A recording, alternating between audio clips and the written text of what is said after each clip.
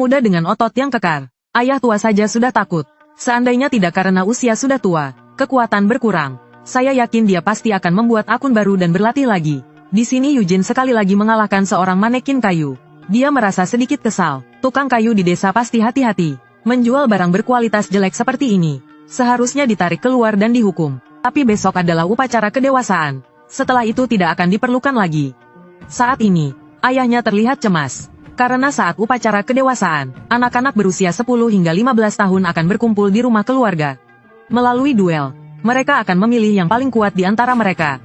Namun, pihak cabang berbeda dengan keluarga inti. Pihak cabang tidak diperbolehkan menggunakan pedang sejati sebelum upacara kedewasaan. Mereka juga tidak bisa melatih kekuatan sihir. Memikirkan hal ini, Eugene merasa marah.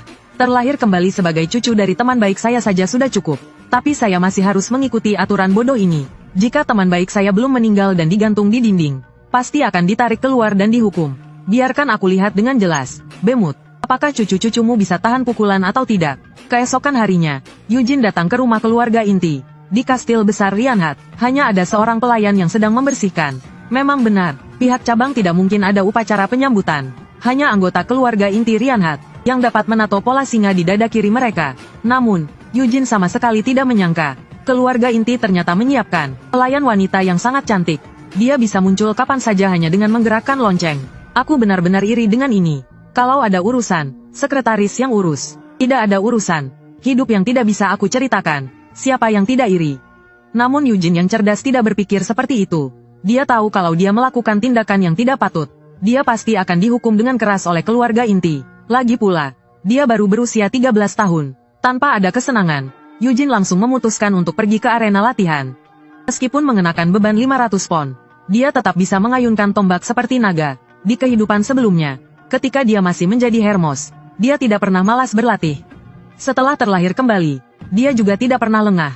Meski tubuhnya kelelahan, dia tetap melatih dirinya dengan sepenuh hati. Tidak bisa dipungkiri, darah Bemut sangat luar biasa, lebih hebat dari yang bisa dibayangkan. Pelayan kecil di sampingnya pun sangat terkejut. Sama sekali tidak bisa percaya ini hanya seorang remaja berusia 13 tahun. Saat itu, pasangan kembar dari keluarga inti, Xian dan Xier tiba-tiba datang. Mereka bertanya pada pelayan kecil apa yang sedang dilakukan Eugene. Eugene juga memperhatikan situasi di sini. Ini saja tidak bisa dilihat. Benar-benar kecerdasan yang mengkhawatirkan. Tuan muda keluarga inti yang sombong. Kapan pernah diabaikan? Dia langsung berteriak meminta Eugene untuk meminta maaf padanya. Namun dia tidak menyangka Eugene sangat langsung. Maaf, hal ini membuat Xian jadi kebingungan. Tidak tahu apakah amarahnya harus diluapkan atau tidak.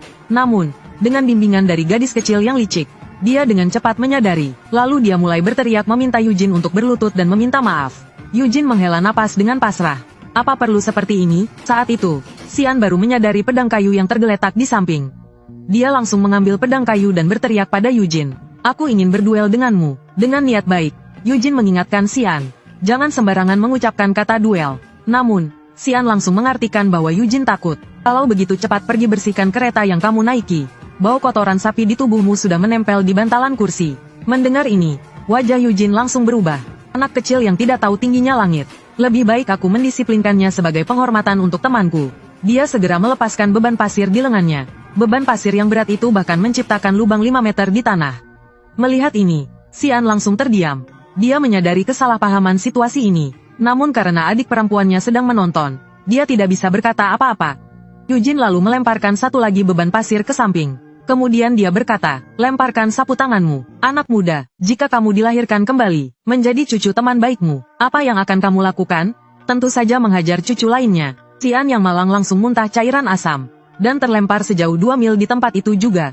Dia tidak menyangka Eugene, si licik ini, tidak mengikuti aturan duel. Begitu sapu tangan dilempar, dia langsung menyerang. Xier segera berlari untuk melihat keadaan kakaknya. Namun sebelum dia mendekat, dia dihentikan oleh genangan air perut. Dia hanya bisa berbalik dan memandang Eugene dengan marah. Namun dia juga tidak bisa berbuat apa-apa pada Eugene. Karena begitu sapu tangan dilemparkan, duel pun dimulai. Hanya bisa disalahkan pada tuan muda sombong yang kurang pengalaman. Meskipun Xian secara instingtif mundur untuk melemahkan serangan, tetap saja dia terlempar oleh satu serangan Eugene. Meskipun dia masih memiliki banyak ruang untuk berkembang, sebagai keturunan Bei Mute, dia masih belum cukup. Di sisi lain, Xian bangkit dengan susah payah. Puing-puing muntahannya belum sempat dibersihkan. Dia menatap Eugene dengan tatapan keras kepala. Melihat penampilan malang Xian, Eugene tidak bisa menahan diri. Apakah dia sedikit berlebihan? Saat itu, seorang pria buru-buru datang. Melihat kedatangan pria itu, Xian langsung memeluknya dan menangis. Dia mulai menangis sambil terisak-isak. Orang itu adalah pengajar Xian, Heizar. Setelah mengetahui seluruh peristiwa, dia mendukung Xian dan dengan hormat meminta maaf kepada Eugene. Setelah itu, mereka segera membawa Xian pergi untuk memeriksa lukanya. Adegan berganti, Eugene sedang menikmati kehidupan bangsawan yang mewah.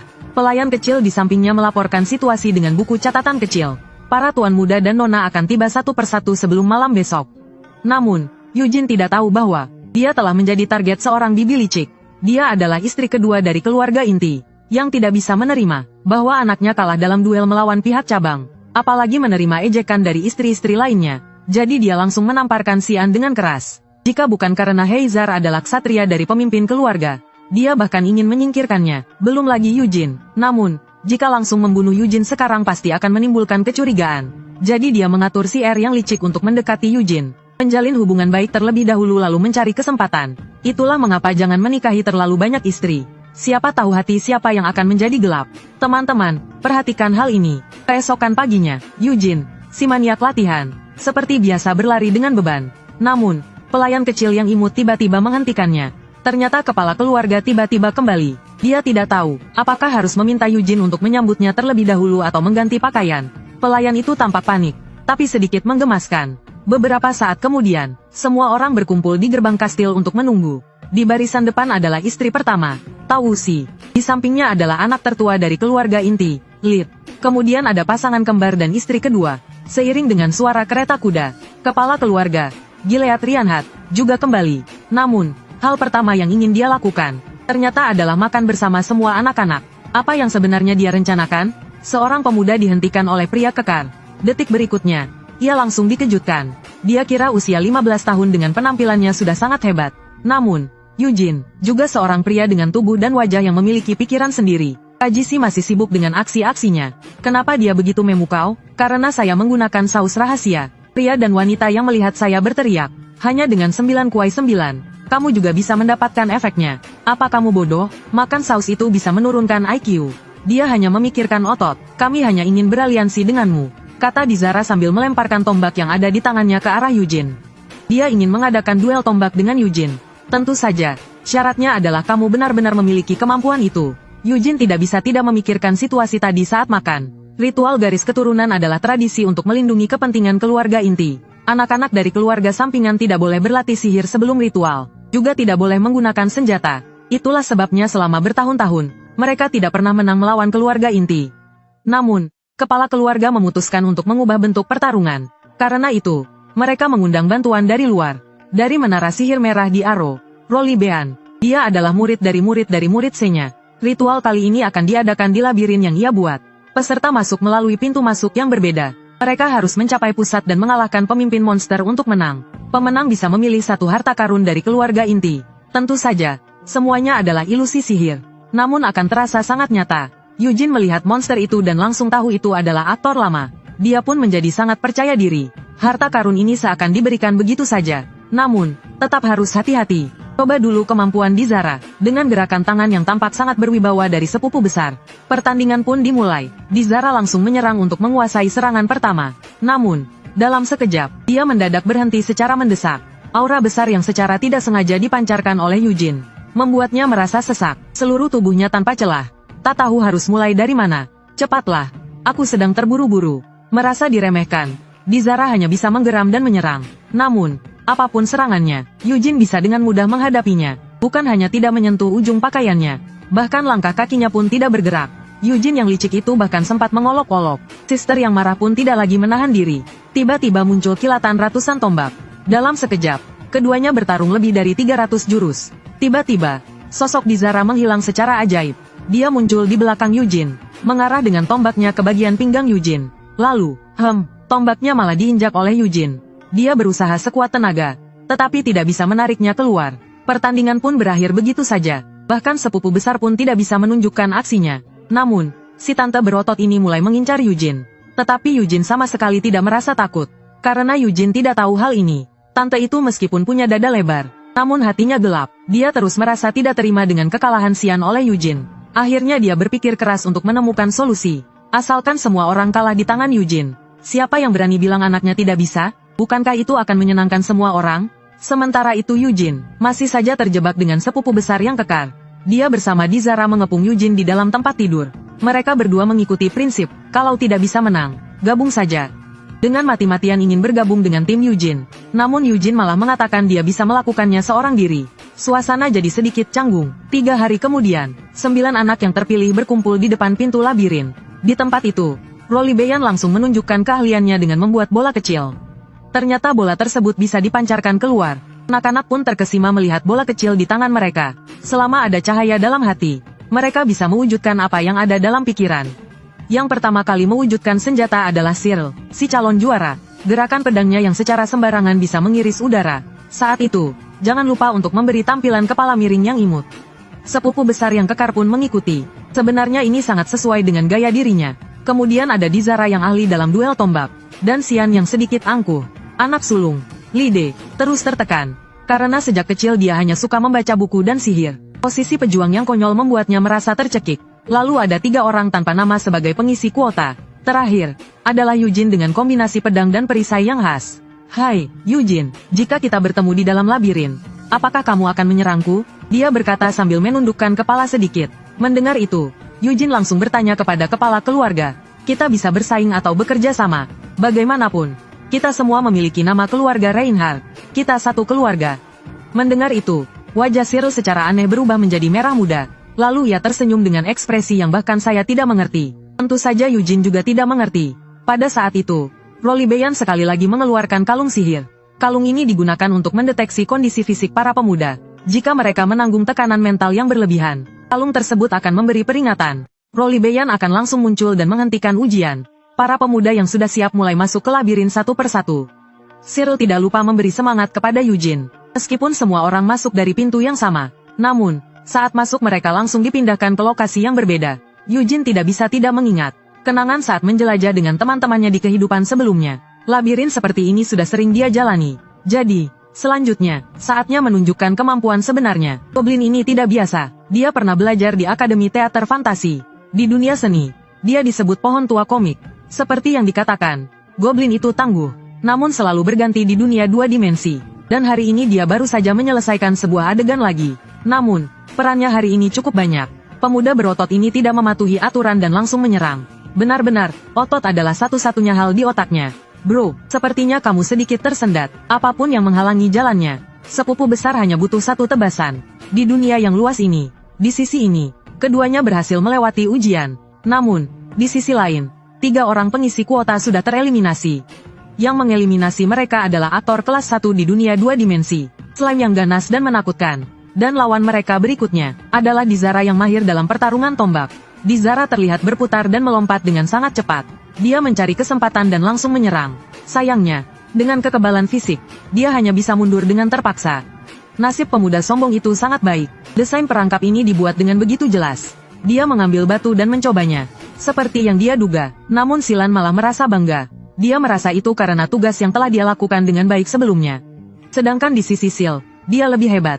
Masih si goblin veteran kita. Waktunya makan. Jadi mari lanjutkan. Kemudian dia mengangkat pedang dan memotong udara dengan kekuatan penuh. Boom, lalala dadada. Aduh, sepertinya saya tersesat.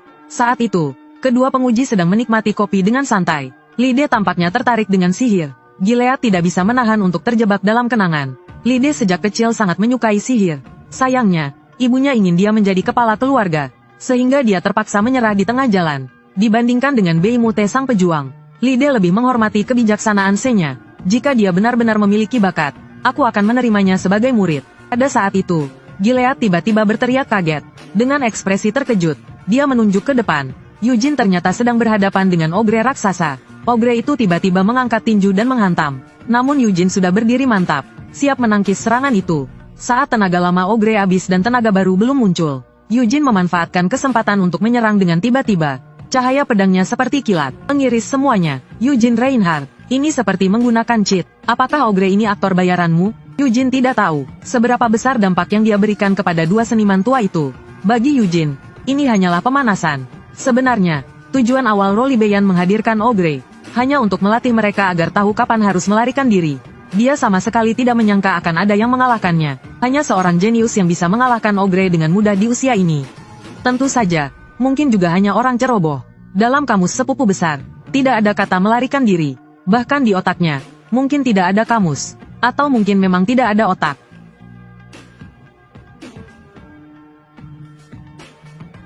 Meskipun Ogre telah dikalahkan, namun sepupu besar sudah mencapai batasnya. Bukan hanya punggungnya penuh dengan senjata tersembunyi, tulang rusuknya juga patah sebanyak 48 batang. Aku tidak bisa jatuh sekarang. Aku hanya lelah, perlu tidur sebentar. Di sisi lain, Xian juga bertemu dengan Ogre. Untungnya dia membawa batu yang sebelumnya berhasil. Sekali lagi melempar batu untuk mencari petunjuk.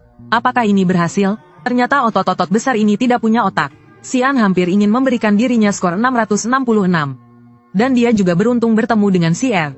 Ini berarti mereka sudah tidak jauh dari pusat labirin. Xian buru-buru mengatakan bahwa dia akan memimpin jalan. Karena Eugene sebelumnya kehilangan muka di depan Xier. Kali ini dia harus mengembalikan kejayaannya dan menunjukkan kekuatan kakaknya. Saat berpikir demikian, matanya bahkan bersinar. Kakak, jika labirin ini semua ilusi, kamu pikir, apakah ada hantu di sini? Xian mendengarnya, tak bisa menahan menelan ludah. Tidak mungkin, ini kan komik bertema fantasi. Tapi dia tidak tahu, pada saat dia berbalik, tangan pucat tiba-tiba terjulur. Sekejap kemudian, sosok yang penuh darah muncul. Ternyata itu adalah gadis ahli tombak, Dizala. Gadis ini penuh dengan darah. Anak-anak di sebelah pun menangis ketakutan. Dan masih malu di depan gadis ini. Ini pasti akan ditangkap. Hehe. Dizala yang tak berdaya kini sangat merindukan sepupu besar. Sayangnya sepupu besar masih tidur. Tapi pada saat dia teralihkan perhatiannya, tanah tiba-tiba runtuh. Sayangnya tidak jatuh. Xian yang melihat lubang besar di depannya berencana untuk menghindar. Namun teringat akan tatapan adiknya yang mengagumi. Maka dia memutuskan untuk tidak menghemat kekuatan sihir. Langsung menambah kecepatan ke tingkat 5. Berlari dengan cepat. Ini rasanya seperti terbang. Dia hampir mencapai sisi lainnya. Berbalik ingin memberi bantuan pada adiknya. Namun Xier tampak tenang. Langkahnya ringan. Melompat dengan mudah. Yang paling ditakuti adalah kesunyian yang tiba-tiba. Dizala, kamu tak bisa lari. Hari ini aku harus menangkapmu. Hehe. Lalu gambar beralih. Ketiga orang itu langsung mengejar sampai ke pusat labirin. Apakah Minotaur besar ini benar-benar bagian dari ujian? Kenapa kalian bertiga datang bersama? Ternyata Eugene, si licik, sudah sampai lebih dulu. Demi memberi kesempatan kepada anak-anak lain untuk berpartisipasi, Eugene sengaja menyisakan bos untuk mereka lawan dulu. Sungguh niat yang mulia. Kalau begitu, kita serang bos sesuai urutan kedatangan. Apa kamu tidak merasa bersalah? Takut, pergilah ke samping dan sorak-sorak saja. Dizala yang keras kepala tidak akan menyerah begitu saja. Meskipun setelah menghapus darah di wajahnya dia tetap terlihat biasa saja. Namun dia melangkah mantap menuju monster itu. Pada saat itu, si pemuda sombong berkata, jika sesuai urutan ini, Eugene tidak akan mendapat giliran. Kalau kamu menang, aku akan memanggilmu kakak besar seumur hidup. Betapa bahagianya. Begitu tiba-tiba, adikku, lihat nanti bagaimana aku menunjukkan aksiku. Saat Dizala semakin dekat, monster itu membuka matanya. Meskipun hatinya masih diliputi ketakutan, gadis yang keras kepala itu tetap maju dengan tombaknya. Pada saat tangan raksasa monster itu jatuh, dengan satu putaran dia dengan mudah menghindar, lalu memutar lagi dan lagi untuk menstabilkan tubuhnya. Hadapi angin kencang ini. Doa tidak tembus pertahanan. Apa-apaan ini pertahanan tebal? Dizala bahkan belum menyadari apa yang terjadi. Dia langsung ditangkap oleh tangan raksasa monster itu. Namun dia tidak diremukkan. Dia malah dilemparkan seperti meriam manusia. Langsung terbang kembali ke titik awal. Jelas bukan tandingan monster itu. Kenapa monster itu melemparkannya keluar? Karena pada saat dia ditangkap, sudah jelas siapa pemenangnya. Peserta berikutnya, Xian, dengan sukarela berdiri. Dia bahkan melirik Eugene dengan mata penuh kesombongan. Meskipun Eugene tidak berbicara, ekspresinya sudah menjelaskan semuanya. Dasar Eugene yang menyebalkan. Sungguh membuat kesal. Lihat baik-baik dengan mata anjingmu ini. Xian mengumpulkan seluruh kekuatan sihirnya ke dalam pedangnya. Pedang besar bercahaya sejati. Meskipun energi pedangnya tidak akan bertahan lama, dia cukup yakin bisa mengalahkan monster itu. Namun detik berikutnya, tidak ada apa-apa. Xian sama sekali tidak percaya. Ternyata kepala keluarga ingin memahami bakat semua anak-anaknya. Jadi di dalam labirin ini, serangan sihir tidak bisa digunakan. Xian tetap berdiri di tempat dengan ekspresi bingung. Takut kalah, cepatlah kembali. Adikku kecil. Anak muda yang sombong ini sekarang benar-benar terjebak dalam dilema. Jangan meremehkan aku. Meskipun tanpa pedang cahaya, aku tetap akan jadi kakakmu. Apa yang membuat gadis imut berkata tidak? Dan apa yang membuat anak muda sombong ini tergerak hatinya? Mengapa sapi lucu itu tiba-tiba mati dengan cara yang aneh? Mari kita telusuri cerita di balik Eugene. Cerita yang belum terungkap. Tepat pada saat itu, Xian dengan tegas berlari menuju Minotaur. Langsung disambut dengan cengkraman cinta Minotaur. Sayangnya, cengkramannya meleset. Dia malah terluka di lengan karena gesekan. Segera Xian mulai menghindar dengan lincah. Tapi itu hanya goresan. Tidak ada yang berguna. Apa yang paling efektif untuk melawan monster raksasa? Tentu saja memotong tendon dan menebas kaki. Xian kira dia telah menemukan kesempatan. Tapi malah ditendang dengan lutut oleh monster raksasa. Apakah ini yang bisa dipikirkan oleh otak sapi? Ditambah lagi dengan cengkeraman sapi tanpa celah. Dan segera disusul oleh pukulan Homerun cinta. Gratis antar pulang. Sayangnya tidak mendarat dengan wajah. Kenapa daya tahannya begitu buruk? Maafkan gaya rambutmu, adikku kecil. Saat itu, Yujin memberi isyarat pada si R untuk maju. Namun siapa sangka gadis itu langsung menyatakan menyerah. Sungguh menyedihkan. Tidak bisa melihat gadis cantik terbang di udara. Yujin yang sudah lama menunggu, memutuskan untuk mengakhiri kekacauan ini. Karena semua orang sudah mendapatkan momen mereka. Mari segera pulang untuk makan malam. Saat Yujin mendekati Minotaur, monster itu juga bersiap siaga. Dari mana aku harus mulai menebas? Yujin si licik selalu memanfaatkan peluang. Dia melompat ke atas kepala monster dan menstabilkan tubuhnya. Namun monster itu tidak memberi Yujin kesempatan menyerang. Monster itu malah memberikan diri sendiri pukulan listrik. Otaknya yang sudah tidak cerah menjadi semakin tumpul. Yujin yang melihat peluang langsung meluncurkan serangan. Dalam sekejap, dia menciptakan banyak bayangan. Teknik pedang hantu, gaya badai. Tidak mungkin, ini benar-benar tidak mungkin. Dia menyerang arteri leher monster itu. Meskipun pertarungan sudah selesai, namun seluruh tubuh Yujin tampak hijau. Lihat itu, adikku kecil. Semua itu hanyalah teknik dasar. Xian ingin berteriak lagi beberapa kata, tapi dia tidak bisa memahami. Kenapa Yujin tidak menunjukkan sedikit pun rasa takut? Sebaliknya, dia terlihat bersemangat. Xian juga ingin menjadi pria seperti itu. Pada saat itu, senjata di tangan Yujin tiba-tiba menghilang. Dan Minotaur perlahan menghilang dalam cahaya kemasan. Ritual garis keturunan telah berakhir. Dua seniman tua yang menyaksikan seluruh proses pun sangat terkejut. Tidak peduli apakah itu anak keluarga mereka. Ini saatnya untuk membanggakannya. Sebenarnya, niat awal Rotlian adalah menekankan semangat kerjasama, mendorong anak-anak untuk bersama-sama melawan Minotaur. Namun, siapa sangka Yujin menuntaskannya sendirian. Apa sebenarnya cheat yang dia gunakan? Mendengar itu, Gilead menunjukkan senyuman seorang ayah yang bangga. Yujin sejak kecil sudah sangat disiplin dan tekun berlatih. Dia adalah seorang jenius dalam seni bela diri. Namun Rotlian merasa khawatir. Bagaimanapun, Yujin telah mengalahkan semua anak keluarga inti. Jika pihak cabang melampaui keluarga inti dalam ritual garis keturunan, mungkin akan memunculkan ambisi para konspirator. Jadi dia menyarankan Gilead untuk mengangkat Yujin sebagai anak angkat. Bagi Gilead, ini memang saran yang sangat baik. Namun sebelum itu, lebih baik kita ucapkan selamat kepada pemuda yang baru kembali ini. Seorang pemuda sederhana dari keluarga cabang, namun berhasil menyelesaikan labirin sendirian. Bahkan selain dihijaukan, dia tidak mengalami luka sama sekali. Gadis-gadis imut pun memandangnya dengan mata berbinar. Sekarang mereka bahkan berharap dia bisa mengangkat pedang suci. Tapi Yujin, apa kamu yakin bisa mencabutnya? Mendengar Yujin dengan mudah mengalahkan monster raksasa, sepupu besar tampak tak percaya. Bagaimana tubuhnya yang kurus seperti bambu bisa begitu kuat? Kalau dia makan saus rahasiaku, bukankah dia bisa memukul pahlawan dan menginjak Raja Iblis? Keputusan sudah dibuat. Duo pahlawan Reinhardt. Meskipun anak-anak keluarga inti sebagian besar hanya diam saja, ini sama sekali tidak memengaruhi suasana hati Gilead yang senang. Bagaimanapun, Rotlian masih ada di sini. Aku merasa orang ini agak lembut dan aneh. Aku bahkan ingin memberikan kontak sepupu besar kepadanya. Sebenarnya Gilead telah mempersiapkan pesta besar. Tapi tidak menyangka Yujin menyelesaikan labirin begitu cepat. Dia hanya bisa menyuruh anak-anak untuk beristirahat. Namun, pada saat itu Gilead memanggil Yujin. Hal ini langsung menarik perhatian Sir. Apa dia akan dibawa ke ruang harta karun? Aku ingin sekali pergi. Ingin sekali. Tapi si kecil malah mengabaikan gadis imut. Untuk kau Yujin, semoga kau tidak tumbuh tinggi selamanya. Dengar-dengar, kamu ahli menggunakan berbagai senjata. Itu sih cuma dasar. Di labirin, Yujin menggunakan pedang dan perisai. Namun, saat melawan Xian dan Dizara, dia menggunakan tombak. Meskipun pedang adalah simbol senjata keluarga Reinhardt, tapi sang besar Bemut memang ahli dalam berbagai senjata. Begitu pula Helmo yang dikenal sebagai master senjata. Namun dalam buku dongeng, dia disebut sebagai Helmo si bodoh. Setiap tim memang membutuhkan seseorang yang konyol, bukan? Tidak pernah menang dalam pertarungan, namun tetap penuh percaya diri. Pada akhirnya, dia bahkan melindungi temannya dari serangan. Jadi, dibandingkan Bemut, aku lebih suka Helmo. Yujin yang bungsu tidak tahu harus bagaimana menjawab. Tak disangka, ternyata kepala keluarga adalah penggemarnya.